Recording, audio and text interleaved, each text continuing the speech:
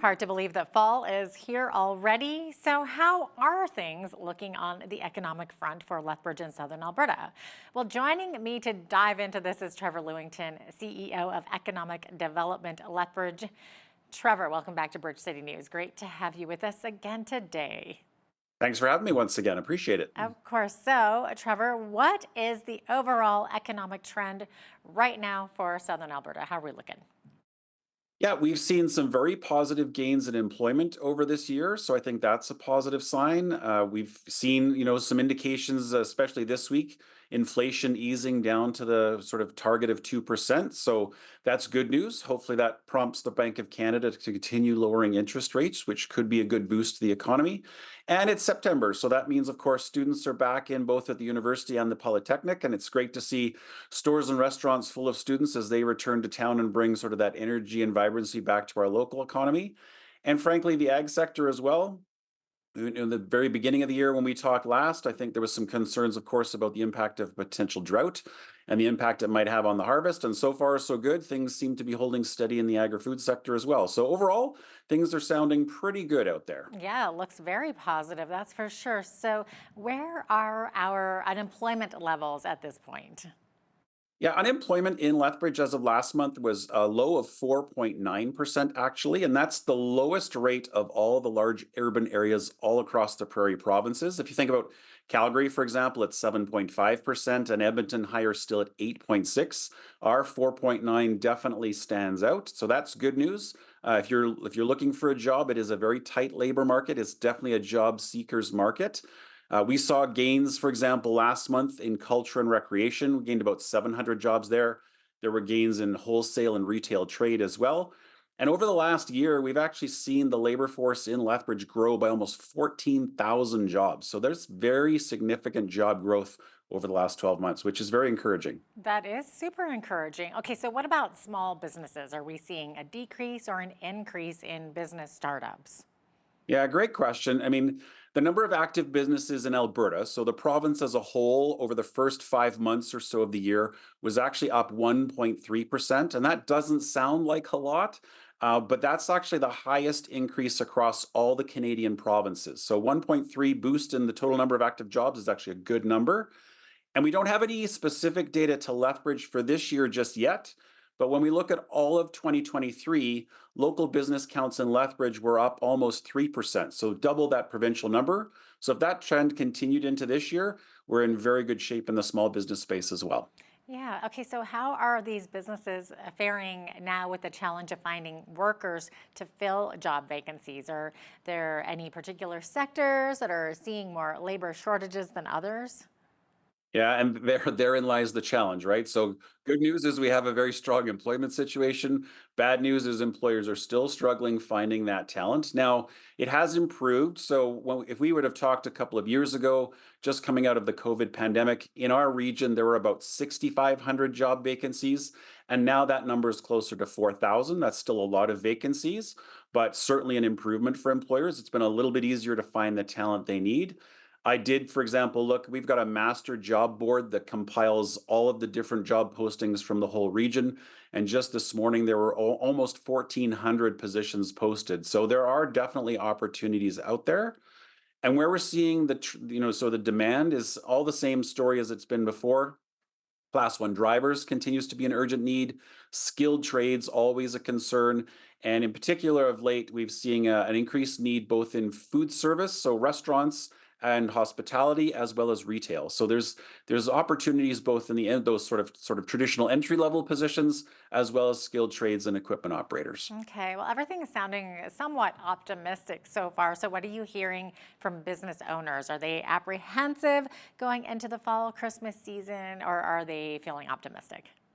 Yeah, I do think there's still some challenges ahead in terms of affordability. Everybody is struggling with the impact of inflation over the last number of years. And although inflation has slowed to 2%, that doesn't mean prices are going down. They're still going up, they're just going up less.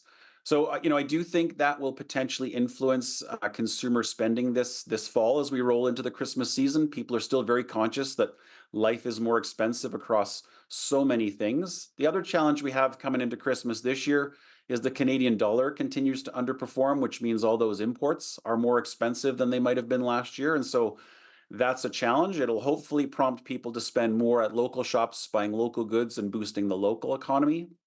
The other thing that I think has businesses concerned is although interest rates have come down, consumer debt levels have never been higher in this country. And so there's an enormous pressure for people to pay interest and manage those debts. And I think it may prompt some people to forego some of the Christmas luxuries and maybe focus on their debt payments and worry about that. So we could see an impact for sure.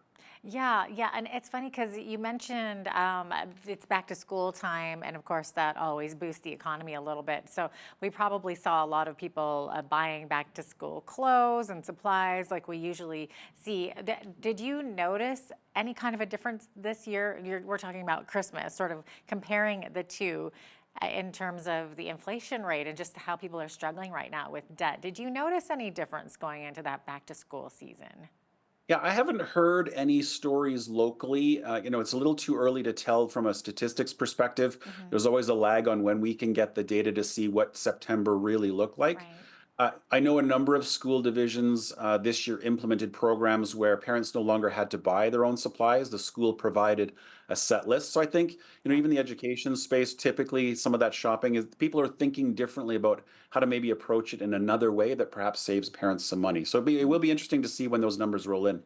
Very interesting indeed. Okay, so up the top there, you did mention the agriculture. So, what kind of feedback are you getting from the agribusiness sector at this point? Yeah, this is again the largest sector for the local economy. Agri-food and agribusiness drives southern Alberta, so it is critical for us. We have seen pretty strong commodity and cattle prices, for example, over this year. Prices have held steady, and cattle, in fact, has increased, driving some people to sell and make some money on their herds. As I mentioned off the top of the show, we're very fortunate in that the drought we were anticipating did not materialize. Still some concern, of course, about the levels of moisture going into next year, but certainly nothing like what we thought could have happened, sort of the worst case scenarios. So that has in fact, helped crop yields, allowed producers to get, generally their regular income that they would have seen. We avoided that debt crunch. But locally, we've also seen significant investments. So McCain Foods, their $600 million expansion in Lethbridge County, doubling the size of production will drive potato consumption for years to come, and the need for more potato acres. And then the investment by New Cold in Coaldale to build a $220 million frozen storage and distribution facility. These are big construction projects that will drive, jobs in the short term in the construction sector, but also long term as they're staffed and that they continue to grow. So that's that again, the whole sector seems to be performing well at this point. Okay, great. Now, how about the surrounding southern Alberta communities? How are they doing economically? Anything of note happening there? That would be the smaller towns and whatnot. Yeah, I mean, those two big projects along Of Canada's course. premier food corridor along Highway 3, of course, are helping provide spin-off benefits to all of the communities along that corridor. We have seen in Fort Macleod a major expansion by structural truss. Anyone that's driving along Highway 3 will have seen the big buildings going up along the highway. So that's been an exciting development in that region. And interestingly enough, the town of Tabor is celebrating their 120th anniversary next year. And as a part of that discussion, they're sort of debating whether or not to become a city and whether or not changing their name and sort of going after a different branding makes some sense. So it's again, I think it speaks to the region. We've seen a number of communities grow over the last year. Our whole region grows quite well relative to the rest of the country, and we may actually have another city on the map very close to us soon. Yeah, and it could be the corn capital of Canada. Who knows, right? We all love the Tabor corn. They're famous for it. So why not just capitalize on that, right? Exactly. Might as well build on a successful brand when you can. Exactly. So, Trevor, are we seeing any positive signs of a turnaround for the Lethbridge and District Exhibition Agri-Food Hub and Trade Center? It's such a long name now. Yeah. Yeah, so the Agri Food Hub and Trade Center, there was an update provided to Lethbridge City Council on Tuesday, September the 17th, actually. And so far this year, the Agri Food Hub has hosted about 240 events, and they've got another 25 to go balance of year. So that's good. We're seeing some increased activity there. There's a deficit forecasted at the end of the year of about 3.3 million. but that's an improvement over the previous forecast of 4.7. So yes, it's still a deficit, but certainly about, just about $1.4 million better than they had originally forecasted. And your viewers may remember that at the beginning of the year, that deficit was almost double that, was forecasted to be closer to 6 million. So certainly we've seen some big progress. They're focused on cutting their costs over there, hosting more events and driving revenues. So fingers crossed, we'll see that they can continue to turn that around into next year. Yeah, there were a lot of challenges there, but it does look like they are, sort of trying to turn that around. So good on them, definitely. So, Trevor, what are you hearing from the construction industry? You mentioned some big projects happening. hmm Yeah, those big projects like McCain and New Cold are certainly driving the major project side. We've had renovations of the Chinook Regional Hospital. So there's a number of institutional projects, a new school on the west side of Lethbridge, for example, driving the sector. The other thing that's we've seen gain is also on residential construction. So housing starts are actually up compared to last year and up about 8% over the 5-year average. So looking back, housing starts are up, which is good. We need more housing, but that also in turn drives a significant chunk of the construction industry. So again, all indications there are quite positive, especially after a few years of declines and massive spikes in costs. We're starting to see that come back around. Okay. What about real estate? Are we seeing any changes in the real estate market now with interest rates on the decline and some easing on mortgage rules? Yeah, great question. I mean, the interest rates, of course, the changes have been fairly recent, so the impacts probably won't be seen for a few more months.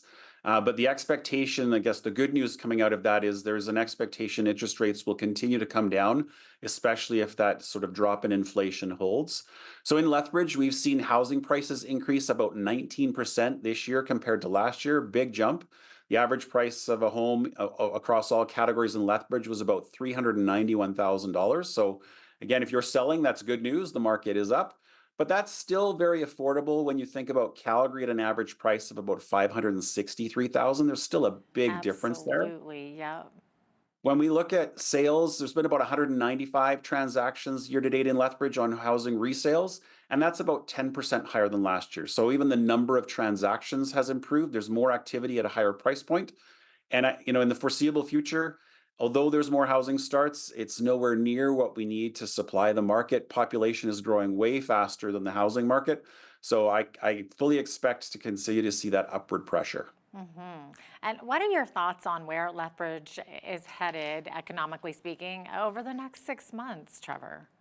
Yeah, I think overall it's good news. Everything we've talked about so far, there are many positive things that we should be excited about. I'm not too concerned about the short-term forecast. One thing we do need to be mindful of, though, is the brewing dispute between Canada and China over canola.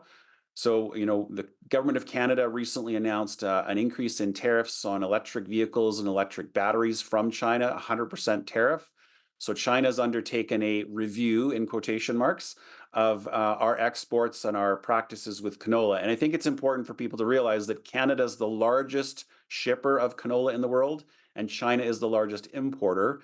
And a good chunk of that affects the local economy here. Canola is a big crop in southern Alberta. So depending where that goes, there could be some major concerns in the market next year. Okay, well, we've talked about construction and ag and real estate. We touched a little bit on manufacturing a little bit earlier, but what is the latest from the manufacturing sector? How are things shaping up there, Trevor?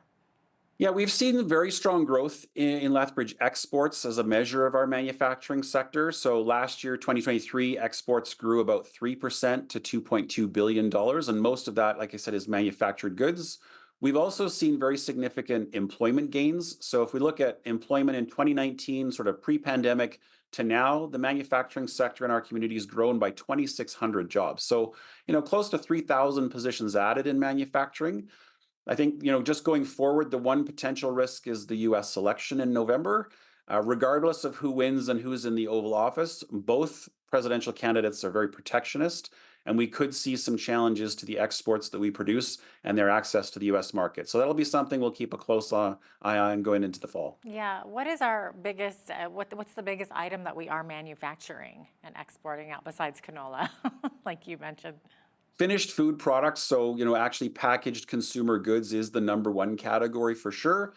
Lethbridge produces everything from jet engines to aluminum extruded windows and doors, all the way through to modular structures and heavy equipment and trailers. So Lethbridge has a very diverse manufacturing sector, and not a lot of people realize all the great things that come out of here. Seriously. No, thanks so much for your insight there, Trevor, and thanks so much for being with us today. Appreciate it. Appreciate you having me on the show again. Take care. You as well. Trevor Lewington is the CEO of Economic Development Lethbridge. I'm Jeanette Roche on behalf of all of us here at Bridge City News. Thanks for watching.